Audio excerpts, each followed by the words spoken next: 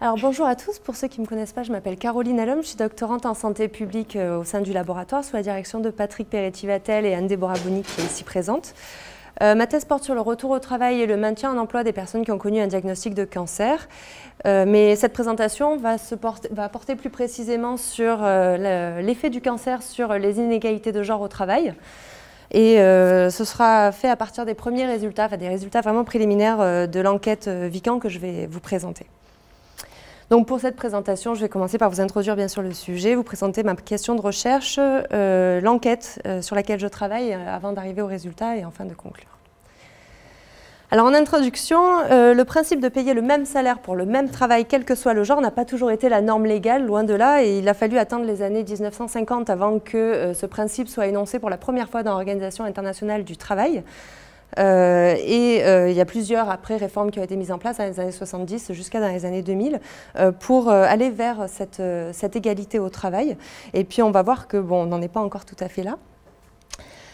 Justement, au niveau des indicateurs utilisés pour parler des inégalités de genre au travail, là, il y en a plusieurs. Là, je vous en présente trois qui sont des indicateurs européens qui sont utilisés également par l'Institut national des statistiques et des études économiques en France. Dont le premier est bien connu est celui des écarts de salaire entre les hommes et les femmes pour le même emploi. Donc l'écart de salaire, on estime en moyenne que les femmes gagnent en moyenne entre 16 et 28% de moins que les hommes. C'est très dépendant du secteur d'activité puisque c'est particulièrement vrai dans le secteur privé et c'est également dépendant du statut professionnel puisque l'écart est d'autant plus important pour les statuts professionnels de cadre. Voilà. Après, le deuxième indicateur est celui du plancher collant, voire du plafond de verre, qui sont surtout connus en anglais pour le sticky floor et le glass ceiling, qui sont en fait, alors le plancher collant représente l'idée que les femmes ont beaucoup moins de chances d'obtenir des emplois de cadre que les hommes. Alors que le plafond de verre, c'est une fois que les femmes sont cadres, elles ont également moins la possibilité d'atteindre des postes à vraiment haute responsabilité que les hommes pour les mêmes compétences. Donc on estime en France que 34% des emplois de cadres sont tenus par des femmes seulement et 11% d'entre elles seulement ont des postes à haute responsabilité. Ensuite, le troisième indicateur, c'est celui du temps partiel, et notamment la différence entre l'emploi réduit et l'emploi à temps partiel, qui a été initié par Margaret Marouani et puis reprise récemment par Stéphane Moulin. Le temps partiel, en France, il représente 17% du travail, et c'est 30% des femmes et 5% des hommes. Donc il y a vraiment un écart. Alors, la différence entre l'emploi réduit et l'emploi à temps partiel est très peu développée en France, mais en fait, l'idée, c'est que l'emploi réduit, c'est un emploi qui est à temps partiel, qui est proposé à temps partiel et que le travailleur subit à temps partiel, même s'il voulait travailler plus, il ne peut pas parce qu'on ne lui propose que ce type d'emploi. Et à l'inverse, le travail à temps partiel qui est lui généralement issu d'un choix du salarié de travailler qu'à 80 voire 50%. On voit que dans les emplois à temps réduit, il y a principalement des femmes et puis généralement des populations précaires comme les étudiants ou les populations immigrées. Alors, la question, c'est dans ce contexte-là, étant donné ces inégalités de genre au travail qui ont été référencées par la littérature dans maintes et maintes cas en France, comment ça se passe lorsque le cancer s'en mêle? Pour cette idée, je reprends la notion de l'intersectionnalité développée pour la première fois par Kristen Crenshaw. En général, c'est resté l'apanage des études sur le genre et sur la notion de couleur de peau. Mais ici, on va l'intégrer. En fait, c'est l'idée que les caractéristiques individuelles ne se cumulent pas nécessairement, mais vont se croiser pour créer de nouvelles identités. Et donc, nous, on peut poser l'hypothèse de dire, bon, d'accord, il y a des inégalités qui sont constatées sur le marché du travail entre les hommes et les femmes, mais une fois que hommes et femmes sont touchés par une maladie comme le cancer, qu'est-ce qui se passe? Est-ce que ces inégalités vont finalement se creuser? Est-ce qu'elles vont se réduire, voire s'annuler, ou est-ce qu'elles vont s'inverser? C'est ce qu'on va essayer d'approcher, sans avoir la prétention d'y répondre complètement, mais enfin, c'est ce qu'on essaye d'investiguer. Alors, d'abord, quelques mots sur le cancer. Alors, le cancer en France, c'est 355 000 nouveaux diagnostics chaque année, avec 375 000 en 2015. Avec un taux de survie, donc avec évidemment l'avancée de la médecine, etc., on a un taux de survie qui augmente, qui arrive à plus de 50% aujourd'hui. Et puis, avec l'avancée de la médecine et les diagnostics de plus en plus précoces, c'est une population de plus en plus jeune qui se retrouve diagnostiquée d'un cancer. Et donc, de plus en plus, des personnes en âge de travailler, la population active est de plus en plus concernée par la question du cancer et donc par le maintien ou le retour au travail.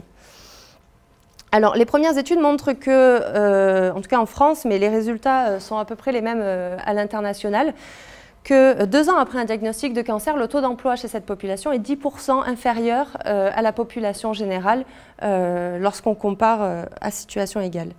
Donc, il y a vraiment un impact négatif du cancer qui a été référencé sur la situation professionnelle. Et la question qu'on se pose ici, c'est est-ce que cet impact négatif est le même pour les hommes et pour les femmes? Un des premières différences qu'on voit dans la littérature, c'est que les femmes restent généralement plus en emploi que les hommes avant de partir à la retraite, après un diagnostic du cancer bien sûr. Alors pour ça, je travaille sur l'enquête VICAN, qui est l'enquête Vie après un cancer, qui a fait partie du troisième objectif de l'objectif du troisième plan cancer, et qui interroge des personnes qui ont été diagnostiquées d'un cancer en 2010 parmi les 12 localisations suivantes: le sein, le poumon, le côlon, rectum, les voies aérodigestives supérieures, le rein, l'utérus, le lymphome non-hodgkinien, le mélanome, la thyroïde, la vessie et la prostate. Donc ces localisations-là représentent à peu près presque 90% des cancers en France. Donc c'est quand même une grande partie des populations qui vivent après un cancer en France. Donc les gens ont été interrogés à 2 ans d'abord de leur diagnostic en 2012 et ensuite ils sont réinterrogés en 2015 pour les personnes qui sont bien sûr toujours en vie et qu'on a pu retrouver. Elles sont réinterrogées donc à 5 ans sur leurs conditions de vie, à 5 ans après un cancer. Les données viennent de différentes formes. On a des données médicales qu'on a récoltées auprès du médecin ayant initié le traitement, les données du patient qui sont récoltées par questionnaire téléphonique principalement, mais il était possible de répondre par courrier pour les cancers du poumon et les cancers des voies aérodigestives supérieures dans le cadre où les personnes ne pouvaient pas rester 1 heure au téléphone. Et puis les données de l'assurance maladie avec qui on collabore et qui nous donnent accès à toutes les données liées au remboursement et aux données d'hospitalisation. Alors pour la population d'études de ce travail-là, donc on va travailler sur les personnes qui ont été interrogées donc à 2 ans puis à 5 ans de leur diagnostic. On se concentre sur les personnes qui sont âgées de 18 à 54 ans au moment du diagnostic. Alors pourquoi 54? Parce que comme on va les regarder jusqu'à 5 ans après le diagnostic du cancer, elles auront 59 ans et on a limité à 54 ans pour limiter évidemment le biais lié au processus naturel du départ à la retraite. Ensuite, on regardera spécifiquement les personnes qui étaient en emploi au moment du diagnostic. Et puis en deuxième partie, on fera un focus sur les personnes qui sont toujours en emploi 5 ans après. Alors pour la méthode, les indicateurs mesurés, donc d'abord il y a le maintien en emploi. Alors maintien en emploi dans le cadre de ce travail-là, ça veut dire être toujours en emploi 5 ans après le diagnostic de cancer. Mais pas forcément dans le même emploi qu'au moment du diagnostic. Il y a pu avoir des transitions dans les 5 années, mais l'idée est d'être en emploi 5 ans après le diagnostic du cancer. Ensuite, on a essayé de reprendre les indicateurs que je vous ai présentés précédemment, donc la notion des écarts salariales entre les hommes et les femmes, la notion de sticky floor pour laquelle on a des données qui sont vraiment imprécises à ce niveau-là, mais on a essayé de l'approcher en regardant la part de cadre parmi les hommes et les femmes et surtout l'évolution de cette part de cadre au cours des années suivant le cancer. Et enfin, la proportion de temps partiel et l'évolution du temps partiel après un diagnostic de cancer. Pour les analyses, il s'agit principalement d'analyses descriptives, de régression logistique pour analyser les facteurs associés au maintien en emploi, pour les hommes et pour les femmes. Et puis après, on a fait des équations de salaire avec la sélection, en tenant compte de la sélection du fait d'être en emploi, bien sûr, pour regarder l'effet de genre sur les écarts salariales. Et enfin, on a fait des analyses de sensibilité parce que il est difficile, au vu de ces premiers résultats, de se dire que, évidemment, l'effet est bien lié au genre et pas à la localisation du cancer. Parce que certaines localisations sont très genrées. Le sein ne concerne que les femmes, l'utérus aussi, alors que la prostate ne concerne que les hommes. Donc, dans une deuxième partie, on a refait les mêmes analyses en retirant toutes les localisations sexuées pour voir si on obtenait les mêmes résultats. Alors, les résultats. Donc d'abord sur l'échantillon, on a 77% de femmes. C'est assez représentatif de la réalité épidémiologique, hein, puisque le cancer du sein est quand même l'un des premiers cancers en France. Et puis celui qui a le meilleur taux de survie, ce qui fait qu'à 5 ans, on a majoritairement des femmes. Et puis évidemment, on le voit, hein, le cancer représente 47% de notre échantillon à 5 ans. Alors, quelle est donc leur situation professionnelle donc, au diagnostic et puis ensuite 5 ans après? On voit qu'il y a une décroissance, hein, du taux d'emploi, une perte générale de 11 points de pourcentage, avec une perte légèrement supérieure pour les hommes que pour les femmes. Alors, les personnes donc, qui ne sont plus en emploi transitent pour une petite partie vers du chômage, et on voit que cette partie est un peu plus importante pour les femmes que pour les hommes.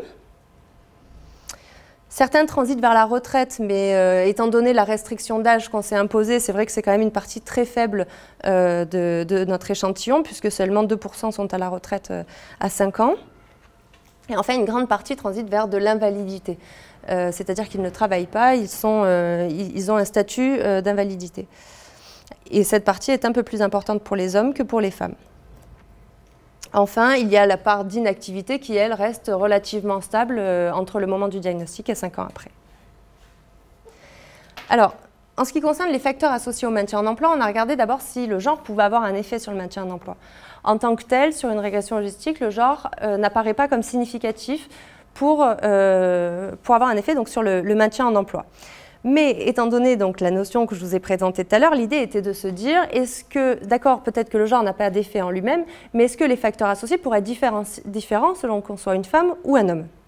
Et donc on a fait des régressions stratifiées, et on voit que les facteurs communs sont des facteurs d'âge, avoir moins de 50 ans favorise le maintien en emploi, tandis qu'au contraire, avoir des séquelles importantes liées au cancer ou au traitement défavorise le maintien en emploi. Ensuite, pour les hommes, le seul facteur qui a pu être mis en évidence pour le maintien en emploi est le fait d'avoir des enfants à charge.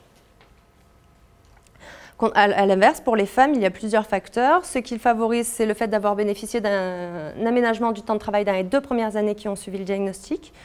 Le fait d'avoir une bonne santé mentale et le fait de travailler dans le secteur public au diagnostic, hein, puisque en France, le secteur public a des politiques publiques plus protectrices que le secteur privé.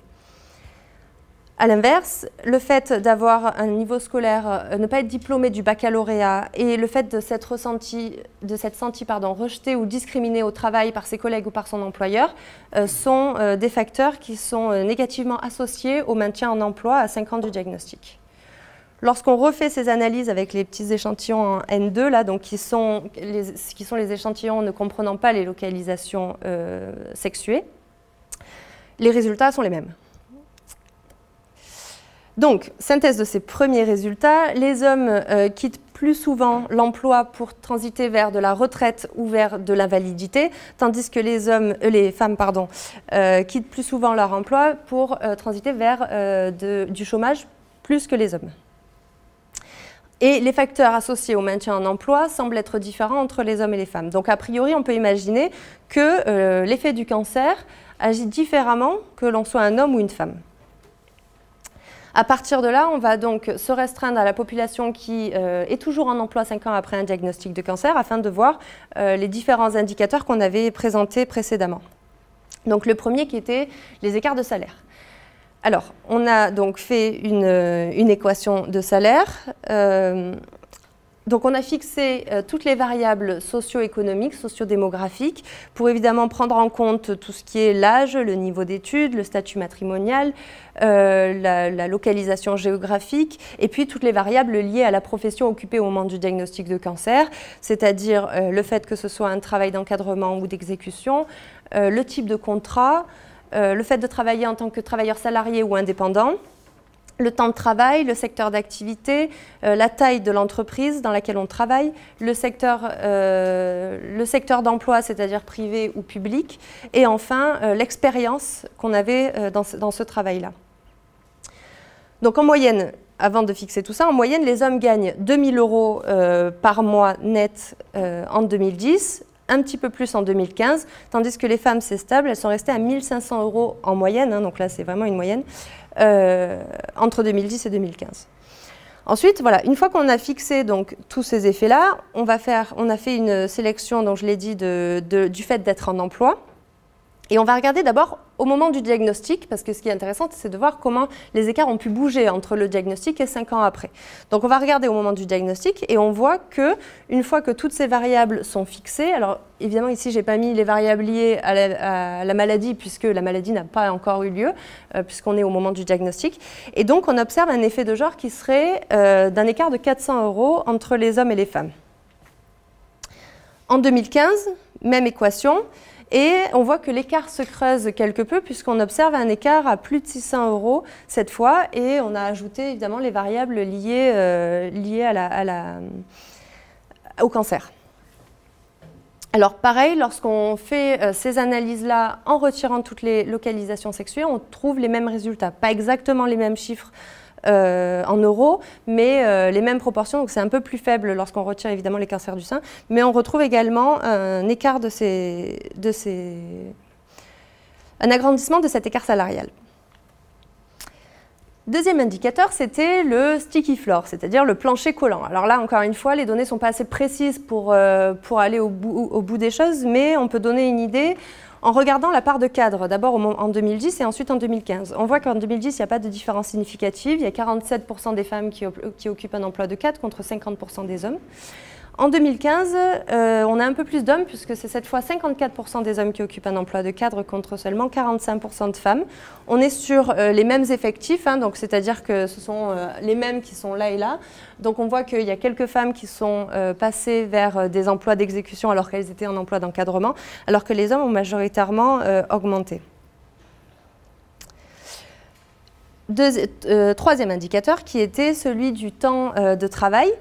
Alors là encore, c'est difficile de voir si le temps de travail est subi ou choisi par le salarié, mais on peut déjà avoir une indication. D'abord, on va regarder, au moment du diagnostic, c'était à peu près représentatif de la population générale, c'est-à-dire qu'on avait 21% de femmes qui étaient à temps partiel contre 6% d'hommes. Tout à l'heure, on avait dit 30% de femmes contre 5% d'hommes. Bon voilà, on est à peu près pareil. Là, ce qu'on va regarder, c'est la transition vers du temps partiel, c'est-à-dire des gens qui étaient à temps plein au moment du diagnostic et qui sont partis à temps partiel 5 ans après. Et on voit que là, ça concerne 21% des femmes et 12% d'hommes, donc plus de femmes transitent vers du temps partiel. Par contre, lorsqu'on regarde cette différence, non plus entre temps plein et temps partiel, mais en termes de changement d'heures de travail, c'est-à-dire si on met un seuil à 4 heures et qu'on dit, voilà, à partir du moment où la personne a baissé d'au moins 4 heures, on estime qu'il y a une différence de temps de travail, là on voit qu'il n'y a plus de différence significative entre les hommes et les femmes. Et concernant les aménagements du temps de travail, donc là c'est pareil, réduction du temps de travail. Dans les 2 premières années qui ont suivi le diagnostic, on voit que les femmes en ont plus bénéficié que les hommes. Et également en termes de proportion, il y a 2 couleurs. Donc la première, la grande partie, ce sont ceux qui sont satisfaits de leur aménagement du temps de travail. Les secondes, c'est ceux qui ne sont pas satisfaits. Et on voit qu'en termes de proportion, les femmes sont plus nombreuses à être non satisfaites de leur aménagement que les hommes. Et pour continuer dans cette idée-là, on a un dernier indicateur que je n'avais pas présenté plus haut parce qu'il est rarement utilisé par les institutions, mais c'est l'impact perçu du cancer sur la situation professionnelle. D'abord, on a demandé aux gens s'ils estimaient que le cancer pouvait être à l'origine de leur diminution salariale. Et là, on ne voit pas de différence entre les hommes et les femmes. C'est 44% des femmes qui nous répondent oui et 35% des hommes. Par contre, lorsqu'on leur pose la question sur l'impact du cancer sur leur vie professionnelle en termes de discrimination ou de rejet, là c'est majoritairement de la part de collègues, hein, c'est vraiment un ressenti de discrimination, ou lorsqu'on leur pose la question en termes de pénalisation au travail, là généralement c'est plus lié à l'employeur, c'est lorsque les personnes estiment qu'elles auraient dû avoir par exemple une promotion qu'elles n'ont pas eue, etc. Elles se sont senties pénalisées à cause de leur cancer, pardon. Et là on voit que les femmes sont plus nombreuses à se sentir pénalisées et discriminées que les hommes au travail à cause du cancer. Sauf que toujours pareil, je refais mes analyses en enlevant les localisations sexuées, et alors là, les différences disparaissent. Donc, Première question, est-ce que ça serait une spécificité? Alors, quand je dis que j'enlève les cancers sexués, ce qu'il faut que je dise quand même, c'est que le cancer de la prostate, c'est 7 personnes. Donc, majoritairement, c'est des femmes qu'on retire et des femmes du cancer du sein. Majoritairement, c'est vraiment la grosse part des localisations sexuées. Et du coup, quand on retire ces personnes-là, il n'y a plus de différence significative en termes de discrimination et de discrimination perçue. Donc, est-ce qu'il y aurait une spécificité du cancer du sein? C'est parfait, je conclus. Alors, donc, je rappelle la question, c'était en termes d'effet du cancer sur les inégalités hommes-femmes au travail qui préexistent. D'abord, il faut prendre en compte les limites, évidemment, de cette étude. La première est qu'en sociologie, on sait bien qu'il y a quand même des biais de désirabilité sociale, notamment en termes de déclaration du salaire. Qui n'a pas pu être évalué ici, on n'avait pas les outils, mais bon, on estime dans la littérature que les hommes vont plus surdéclarer leur salaire comparé aux femmes. Ça, nous, on ne peut pas l'évaluer. Il faudrait donc des données également plus précises pour évaluer, on l'a dit, hein, l'idée de plancher collant et de plafond de verre qu'on n'a pas pu du tout étudier ici parce qu'on n'a pas vraiment de données assez précises à ce niveau-là. Par contre, on a pu voir quand même qu'il y avait un impact négatif du cancer et notamment que les écarts entre les hommes et les femmes qui préexistaient au moment du diagnostic, a priori, se creusent 5 ans après. De même que la perception de cet impact négatif est plus important chez les femmes que chez les hommes. Donc on pourrait penser à une double peine et donc à un creusement des écarts. Cependant, encore une fois, ce n'est pas nécessairement vrai, surtout pour cette perception, lorsqu'on retire les cancers du sein. Donc, pareil, hein, question, est-ce qu'il y aurait une spécificité du cancer du sein, ce qui ajouterait encore à la notion de l'intersectionnalité, c'est-à-dire que toutes les femmes ne sont pas pareilles et qu'une femme avec un cancer du sein ne ressent pas du tout la même chose qu'une femme avec un autre cancer. Donc là, il y aurait vraiment des choses à creuser à ce niveau-là. Et puis, évidemment, il y a d'autres questions à creuser, notamment, on ne dispose pas de l'information si le fait que les personnes ne sont plus en emploi, c'est vraiment un choix ou une contrainte. Et puis, il faudrait également voir de la même question pour le temps de travail. Est-ce qu'ils sont vraiment dans un emploi partiel ou est-ce qu'ils sont dans un emploi réduit? Ça serait une question encore à investiguer. Voilà, merci.